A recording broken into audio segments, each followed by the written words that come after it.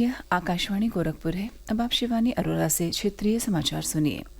राष्ट्रपति द्रौपदी मुर्मू ने आज नई दिल्ली में राष्ट्रपति भवन में आयोजित समारोह में पूर्व प्रधानमंत्री पीवी नरसिम्हा राव और चौधरी चरण सिंह के अलावा कृषि वैज्ञानिक एमएस स्वामीनाथन और बिहार के 2 बार मुख्यमंत्री रहे कर्पूरी ठाकुर को मरणोपरांत देश के सर्वोच्च नागरिक सम्मान भारत रत्न से सम्मानित किया। अलंकरण समारोह के दौरान पुरस्कार विजेताओं के परिवारजनों ने पुरस्कार प्राप्त किए।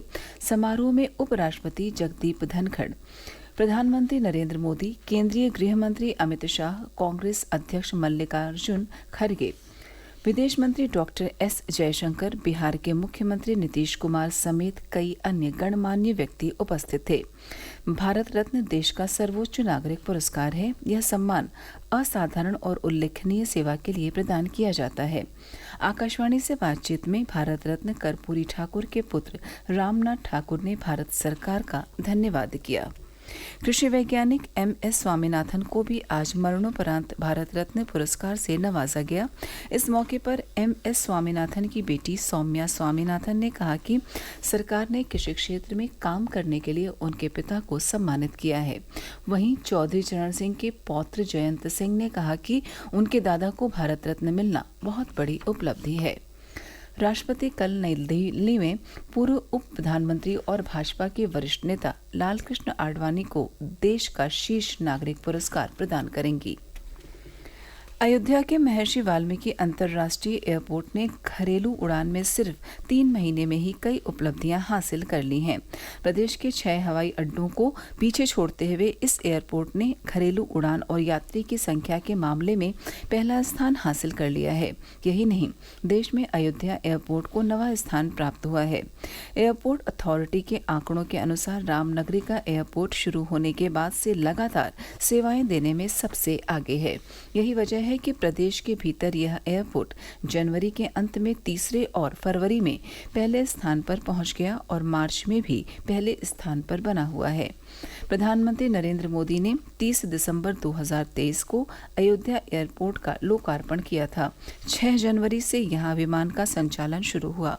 प्राण प्रतिष्ठा के दौरान यहां उड़ानों और यात्रियों की संख्या काफी अधिक रही। एयरपोर्ट अथॉरिटी की मासिक रिपोर्ट में पैसेंजर और एयरक्राफ्ट मूवमेंट में अयोध्या एयरपोर्ट के आंकड़े प्रदेश में सबसे बेहतर हैं। अयोध्या एयरपोर्ट शुरू होने के 30 दिनों में ही 170 विमानों का आवागमन हुआ। वहीं इन विमानों से आने जाने वाले यात्रियों की संख्या लगभग 25,000 थी। फरवरी माह में विमान के आवागमन की संख्या 665 पहुंच गई तो यात्री संख्या 90,000 के पार चली गई।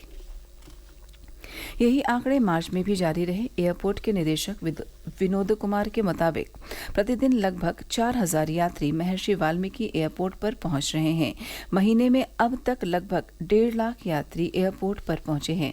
उन्होंने बताया कि अयोध्या एयरपोर्ट पर यात्रियों की सुविधा के सभी इंतजाम हैं। जल्द ही हम इंटरनेशनल फ्लाइट भी शुरू कर देंगे। प्रधानमंत्री नरेंद्र मोदी कल प्रदेश के मेरठ जिले के दौरे पर आएंगे। प्रधानमंत्री मेरठ में राजनीतिक रैली को संबोधित करेंगे। इस दौरान प्रदेश के मुख्यमंत्री योगी आदित्यनाथ भी मौजूद रहेंगे। प्रधानमंत्री के आगमन को लेकर सुरक्षा समिति सभी तैयारियों को अंतिम रूप देने के लिए आज प्रशासन और पुलिस के अधिकारी रैली स्थल पर जमे रहे। जिलाधिकारी दीपक मीणा ने बताया कि तैयारियां पूरी कर ली गई हैं। प्रधानमंत्री की सुरक्षा को लेकर सभी जरूरी इंतजाम किए गए हैं। पुलिस और प्रशासन के अधिकारी पूरी तरह से सतर्क हैं। देवरिया जिले के भलुआनी थाना क्षेत्र के डुमरी गांव में आज सुबह गैस सिलेंडर फटने से एक महिला और उसके 3 बच्चे समेत 4 लोगों की मौके पर ही मृत्यु हो गई।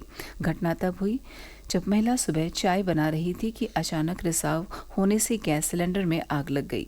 जब तक महिला संभल पाती अचानक सिलेंडर फट गया, जिससे वह और उसकी 2 बेटियां और 1 बेटे की मौके पर ही मौत हो गई।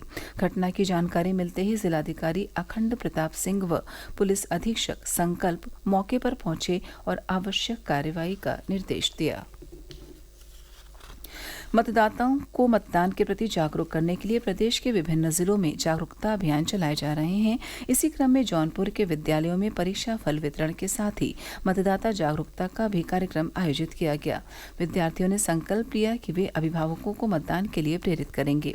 मेरठ में चित्रकला प्रतियोगिता का आयोजन हुआ तो गोरखपुर, देवरिया, महाराजगंज, कुशीनगर, बस्ती आदि जिलों में भी मतदाता जागरूकता के कार्यक्रम आयोजित हुए। समाचार समाप्त हुए। नमस्कार।